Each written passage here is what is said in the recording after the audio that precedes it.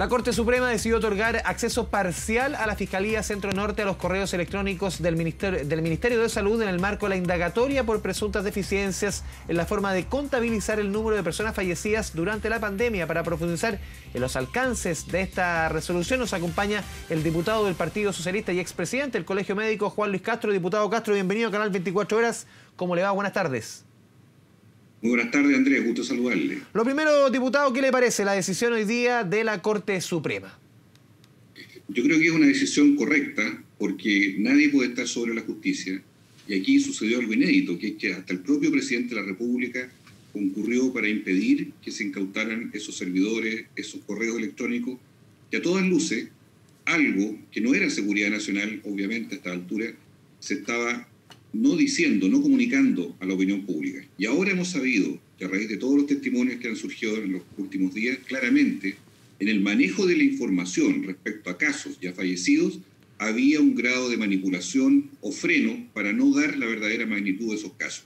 Y este fallo, además, separa lo que son los insumos, la red hospitalaria, todo lo que implica tener reactivos, los ventiladores, que obviamente pueden ser aspectos estratégicos o más protegidos, de lo que es el meollo del problema, que es si la información de los casos COVID positivos desde marzo hasta junio, momento en que renuncia el ministro de Salud, Mañalich, tenían o no grados de ocultamiento o manipulación. Y a mí me parece que con los testimonios de personas que son funcionarios, incluso hoy, del Ministerio de Salud en áreas sensibles de epidemiología, eso se ha ido validando y es lo que tendrá que procesar, evidentemente, al interior de la Fiscalía qué sucedió con esos correos, porque además hay una correspondencia que probablemente se va a encontrar entre el exministro Mañalich y el presidente Piñera.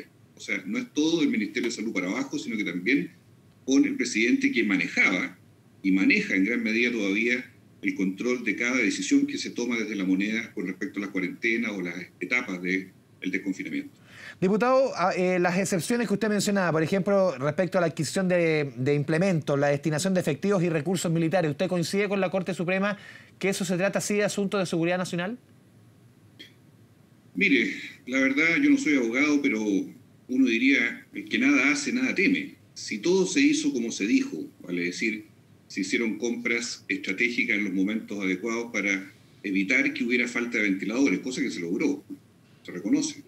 Pero también una autoridad no puede tener sombras o dudas respecto a cómo obró, cómo actuó en cada fase de la pandemia. El momento más difícil fue, naturalmente, el mes de junio y julio, y en ese periodo hay datos sensibles que obviamente tienen que ser revelados. Y en especial, un poco antes, en el mes de mayo, cuando la nueva normalidad, entre comillas, se intentó instalar por parte del presidente Piñera, el ministro Mañalich, a todas luces fracasó, pero también se está evidenciando que las cifras se buscaron acomodar al discurso oficial y no el discurso oficial a la realidad, que eran los cuantiosos casos, más de 30.000 se han acreditado de brecha, de diferencia, que no se comunicaron, que finalmente sabemos que existían y que se trató de alguna forma de coordinar para que no apareciera tan devastador el fenómeno de el rebote de la llamada nueva normalidad que duró todo ese mes de mayo y después tuvo que echar pie atrás al gobierno.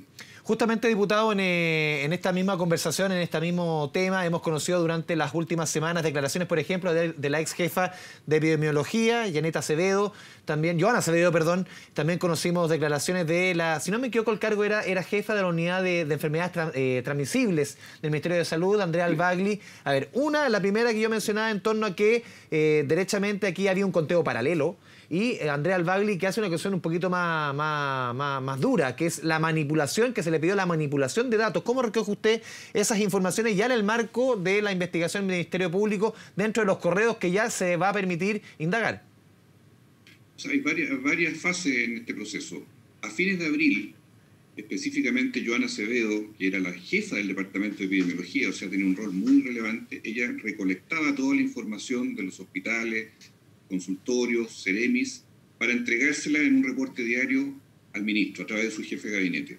Y ella señala en su declaración tajantemente que llegó un momento, el 29 de abril, en que sencillamente empezó a detectar que lo que ella entregaba en número de casos no era la cifra que se daba a conocer, sino que era mayor lo que ella recopilaba de lo que se estaba diciendo. Hasta que llega un momento, y eso está acreditado por varios testimonios, en que derechamente se les dice que tienen que adelantar la hora de corte. Recordemos que la hora de corte era las 21 horas del día anterior para revelar los casos en el reporte diario. Se tuvo que hacer esa operación de adelantamiento de la hora de corte para que lo que dijera el ministro de Salud no apareciera discordante con un mayor número de casos. Y todo esto se ahondó durante el mes de mayo, hasta que llegó casi a 30.000 la brecha de diferencia.